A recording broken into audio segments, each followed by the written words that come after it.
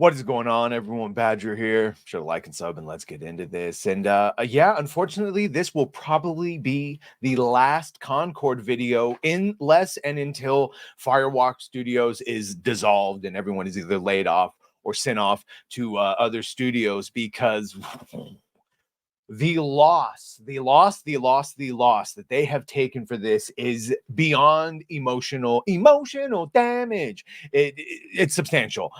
We have the original owner from Probably Monsters, which turns out to be like a development company that at one point Firewalk Studios was under their division, sort of a woke investment firm development company, fostering these games that end up never making money. You can see they shaken to their core, of course, but didn't want to hear anything about it possibly being because of DEI or wokeness or anything like that. And of course, there's the lovely roster of, Daw and Lark, and that's about the only people I actually remember.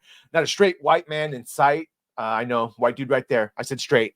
Beyond that, obviously, 5v5 arena combat in a lackluster look and feel that other games were already doing best, right? It was never going to be a winner chicken dinner. It's already been removed now, and shout out, I was just looking. One person in the past 24 hours was able to get in. Otherwise, never even more than 700 people playing it. So it should be no surprise that after 2 weeks, it got removed.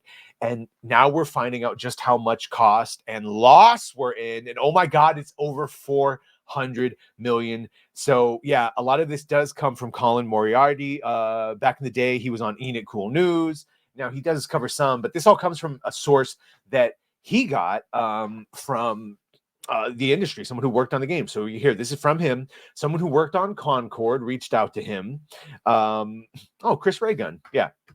Okay. He says, I verified this person, who they were and what they went through, and talked to the person extensively for a long time. And I got some very interesting information that we can share about Concord.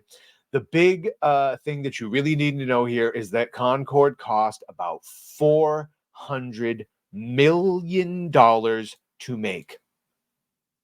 400 million. It's more or as much as an expensive Marvel Hollywood production for Concord. Not even like a AAA video game with a bunch of voice acting and cinematic experiences like a Witcher or a Fallen Order or Jedi Survivor, something like that. No.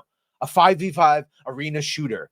So here's the story according to him. The story goes that in the first quarter of 2023, Concord had basically entered into an alpha state.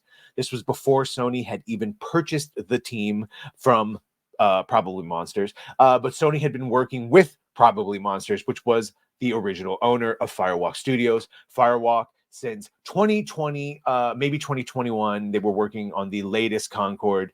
The game was in development before that. Up to that point, when the game went into alpha state, they had already spent 200 million. So Probably Monsters, working with their subsidiary Firewalk Studios, spent $200 million trying to get their version of Concord before PlayStation ever truly got involved. It's unclear how much of that money is from Probably Monsters and the original investors into the game, and how much of that money was from Sony. He continued, when the game had already had 200 million spent on it, which is normally when you go, oh my God, let's just stop or change course here, pivot. And was basically in an alpha form in Q1 of 2023. From that point until the game launched, Sony spent another $200 million on it. The scuttlebutt behind the scenes was about Concord is that the game was in laughable shape when it was shown. Oh my God. And when the alpha was ready to go, they were like, we're ready to get moving towards getting this thing out in the next year or two. It was in such horrible shape that Sony felt the need to spend that much money on it again. 200 million plus 200 million just to get it to what's called MVP, or minimum viable product status. Holy hell. Not to the status of it being a great game, just viable. And I still don't even think it was viable, as we've seen. Clearly it wasn't, because it lasted 2 weeks. At that time in Q1 of 2023, there was nothing done. Like, a major expense was having to urgently outsource much of the game to other studios to finish building the game. And two fundamental things weren't worked on top on it all up to that point where the game was shown in alpha. Onboarding, nothing about that. There was nothing about how players could choose their characters, and monetization, which for an online, always online game, live service, that is what you want. Should be all about the monetization. Two very expensive and very specific boutique things that happen to games like this. In light of so here's the summarization. This is the biggest game Sony has ever released from a budgetary standpoint, from the first party or the second party, and they lost all of it because they made no money. They made about $1 million gross revenue and then gave it all back because they gave refunds to everyone. So this is a huge, multiple hundreds of $1 million loss. Too long didn't read. Yes, $400 million loss. The game was in horrible shape as of 18 months before release. No monetization, no onboarding. Most content not even there. Game was in such a bad point at that point that they spent the budget of it again twice to outsource it to finish it. From all of these different angles over an 18-month period, internally, the game was considered part of the future of PlayStation and was heavy cross-media references, which, yeah, it's got shorts coming out in an animated series, and the game's not even out. It's going to be great. And a system of toxic positivity surrounding it that didn't allow anyone to meaningfully change the course of the game. And this is what we're finding because of this, when we'll end it here, because of this toxic positivity that you hear in a lot of companies, and not just in video game companies, but in movies and TV shows.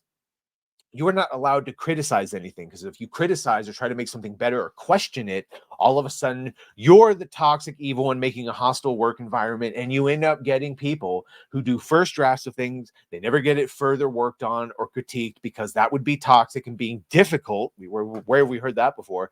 And so we end up getting these just sanitized, boring, puff piece, ideologically inclusion, but for not everyone, for a very, very specific 0.000000001% of the population.